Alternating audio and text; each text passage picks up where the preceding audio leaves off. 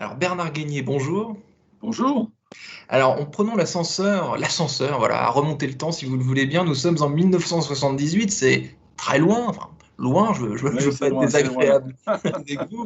Et vous êtes à l'époque à l'université d'Aix-Marseille. À l'époque, vous rêviez de quelle carrière justement? De quoi vous rêviez? Ouais, à l'époque, je peux vous dire que je rêvais pas de carrière. Je crois que d'abord, il faut jamais rêver d'une carrière.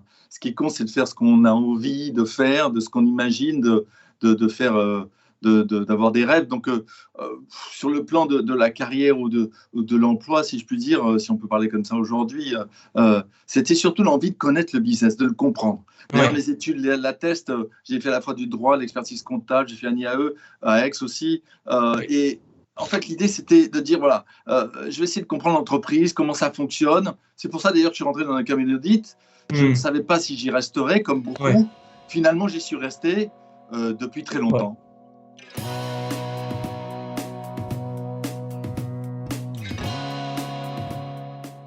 Bonjour à tous et bienvenue au Talk Décideur du Figaro en visio 100% cette saison avec aujourd'hui en face de moi sur mon écran Bernard Guénier qui est CEO de PricewaterhouseCoopers France et Maghreb, et vous êtes chez Price comme on dit depuis on dit Price, hein, oui, c'est ça. On dit PwC. On dit PwC. Voilà. Vous y êtes depuis 28 ans. Donc voilà, on disait à l'époque, vous vouliez découvrir l'entreprise par curiosité, voir un peu comment tout ça fonctionne.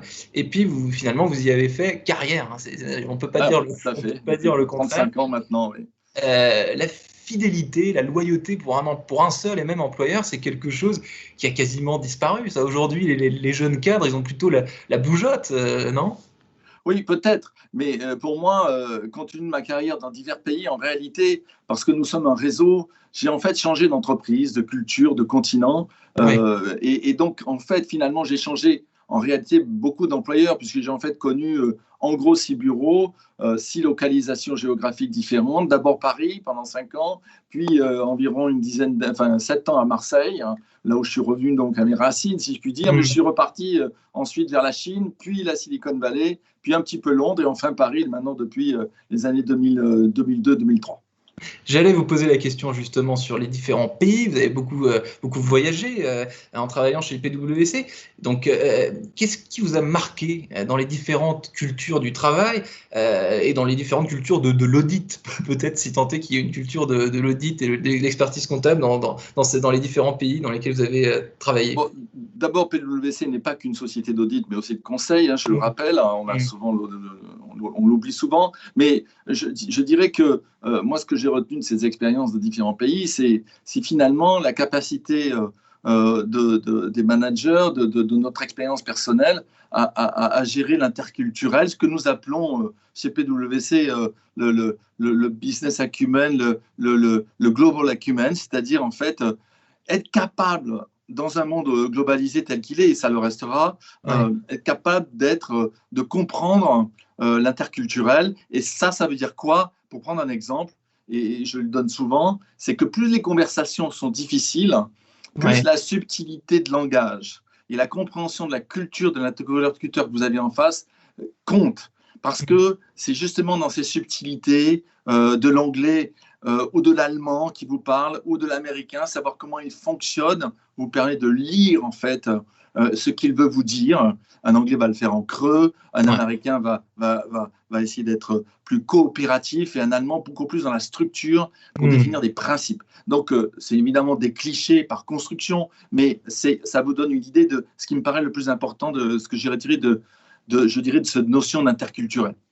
L'interculturalisme. Et en ces temps de pandémie, cette crise qu'on est tous en train de traverser, l'organisation du travail, que ce soit en Allemagne, que ce soit en Chine ou que ce soit en France, à Paris, ça se passe comment? Là, vous êtes par exemple, Bernard Guénier, vous êtes à votre bureau Alors, chez pas du tout, PwC, ou vous êtes justement, je chez vous? suis chez moi, là, Bon, cet après-midi, pour un certain nombre de raisons. Et d'ailleurs, le confinement a appris à chacun que, et je le vois, je pense pour vous aussi, qu'il n'est pas problématique de travailler ou chez soi, ou au bureau, ou chez ses clients. C'est ce que ouais. nous faisons tous les jours aujourd'hui. D'ailleurs, nous le faisions avant, nous, chez PwC. Donc, la crise ne nous a pas impacté. Nous étions prêts. Nos équipements sont nomades depuis longtemps. Et nous sommes globalement à 95% dans le cloud. Donc, il n'y avait pas de difficulté. Mais ce qui compte, c'est que le confinement est une période spéciale. Et je dirais que il faut maintenant dépasser cette période. Et ce que je n'arrête pas de dire à nos équipes, c'est d'abord, et à mes associés, c'est donner une vision positive du monde qui vient, d'être engagé vers une vision, d'imaginer, de retravailler ensemble. Et donc, la capacité du lien entre les clients, avec nos équipes, entre nos équipes, est absolument essentielle. Les modalités de travail actuelles qui ont bougé vont devoir nous imposent ou nous demandent de trouver de nouvelles modalités de travail entre nous, avec nos clients. Il va falloir manager ça différemment, permettre à nos collaborateurs de travailler de chez eux, mais les faire revenir au bureau, les faire travailler ensemble chez les clients et faire en sorte qu'ils n'aient plus pas peur, bien sûr, mais surtout qu'ils soient engagés à retrouver ce lien social qui va faire la création de valeur, parce que c'est là où elle se trouve. Ce lien social qui va faire la création de valeur et qui manque à absolument tout le monde. Maintenant, c'est assez unanime. Tout le monde a envie de revenir au bureau pour revoir ses collègues, revoir ses clients. Enfin, tout ça manque terriblement. Le lien social aujourd'hui, c'est ce qui manque le plus. Ben, c'est bien ce que je dis. Donc, effectivement, il faut absolument, pour une entreprise, remettre en cause, revoir, mobiliser les équipes pour que ce lien social, qui prend des couleurs différentes, continue à exister pour la créativité, l'innovation, les idées, le collectif et les valeurs et aussi la culture d'une entreprise. Sinon, on va perdre et voir s'effilocher ce qui fait une entreprise au fond. Bernard Gagné, vous m'avez dit, finalement, le confinement, ce télétravail, ce travail à distance à outrance, ça n'a pas changé fondamentalement votre façon de travailler avec vos collaborateurs, puisque vous travaillez déjà comme ça. Néanmoins, on va prendre un peu de recul. Est-ce que ces conditions de travail, cette crise sanitaire, c'est la pire situation que vous ayez connue en 28 ans chez PwC, ou alors c'est clair que depuis l'existence même d'ailleurs de PwC en France, nous n'avons jamais connu de crise aussi profonde. D'ailleurs, le Premier ministre aujourd'hui a indiqué, lorsqu'il lance le plan de relance, que c'est une crise qui est similaire à celle de 29. Oui, je suis tenté de dire oui, peut-être même pire. Donc oui, elle est très très significative et elle a beaucoup de choses.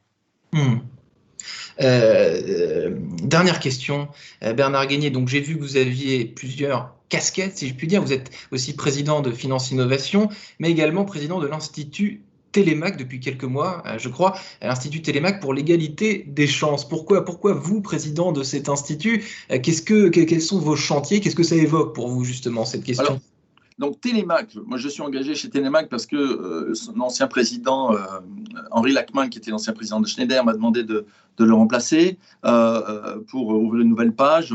Et avec sa directrice, Erika Cogne, on travaille tous les jours, surtout Erika et ses équipes, pour permettre à des jeunes des quartiers de passer le bac. On les prend à partir de la 4e et on les accompagne jusqu'au bac avec le soutien des entreprises qui donnent des tuteurs et des tuteurs aussi au sein de l'éducation nationale pour travailler en collectif, en coalition, pour véritablement que l'égalité des chances devienne une réalité en France. Et vous savez que le nombre de décrocheurs, comme on dit, mot terrible, en France est de 2 millions et nous ne voulons pas que les plus beaux talents de ces quartiers soient aspirés par des envies qui ne sont pas créatives d'un futur. Et c'est ça que nous faisons tous les jours avec le soutien des entreprises et en coalition, je le disais. Et donc cet engagement dans l'égalité des chances, c'est pour PwC un engagement très fort. Pourquoi ? Parce que nous recrutons des jeunes tous les jours et notre culture est de dire la chose suivante: lorsqu'on rentre chez PwC, on oublie les diplômes. Tout le monde a sa chance. Et moi-même, j'en suis l'exemple, puisque je n'ai pas fait de grandes écoles. Je n'avais pas forcément vocation à devenir président de PwC. Et on peut imaginer en France, en tout cas peut-être dans le passé, que pour être patron d'une entreprise en France, il faut avoir fait un certain nombre d'écoles, avoir un certain nombre de réseaux et un certain nombre d'expériences. Eh bien, chez PwC, ce n'est pas le cas, que ce soit en France ou partout dans le monde. Et vous en êtes la preuve vivante. Merci infiniment. J'essaye. Bernard Gagné, merci infiniment d'avoir répondu à mes questions pour le talk décideur du Figaro. Je vous souhaite une bonne rentrée et vous dis à bientôt en présentiel, peut-être, comme on dit maintenant. Exactement, certainement, et à très bientôt. Merci beaucoup en tout cas. Au revoir. Au revoir.